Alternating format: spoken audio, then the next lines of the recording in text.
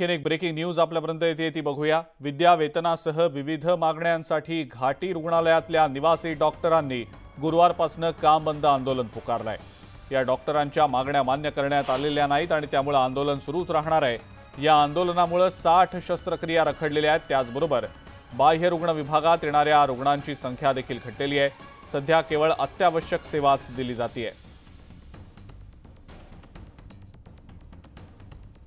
आणि या संदर्भातली माहिती आपण जाणून घेणार आहोत। अविनाश कानडजे आपला प्रतिनिधी आपल्या सोबत आहे सध्या।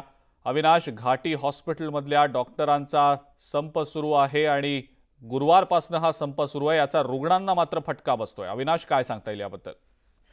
नक्कीच आपण जर बघितलं तर घाटी रुग्णालयामध्ये फक्त संभाजीनगर मधूनच नव्हे तर मराठवाड्यातून देखील आणि बुलढाणा जिल्ह्यातून सुद्धा रुग्ण घाटी रुग्णालयामध्ये उपचार घेण्यासाठी येतात।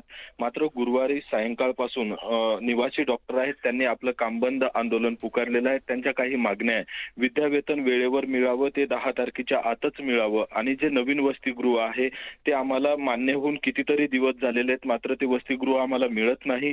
जुने जे वसतिगृह आहे त्यांची अवस्था अत्यंत बिकट झालेली आहे, ते सुद्धा दुरुस्त करावे, अशा विविध मागण्या त्यांच्या आहेत आणि तेव्हापासून खरं तर गुरुवारपासून त्यांनी कामबंद आंदोलन सुरू केलेलं आहे। मात्र त्यामध्ये अत्यावश्यक ज्या सेवा आहेत त्या सेवा सुरू ठेवण्याचं देखील त्यांनी सांगितलंय। मात्र आता जर बघितलं तर निवासी डॉक्टर संपावर गेले असल्यामुळे घाटीतील तब्बल 60 शस्त्रक्रिया, महत्त्वाच्या शस्त्रक्रिया या ठिकाणी रखडलेल्या आपल्याला दिसून येत आहेत। जर ओपीडी मध्ये आपण बघितलं तर घाटी रुग्णालय फुल्ल भरलेलं असतं, मात्र निवासी डॉक्टर संपावर असल्यामुळे त्याचा परिणाम बाह्य रुग्णालयावर देखील होतोय, ओपीडीवर सुद्धा होतोय।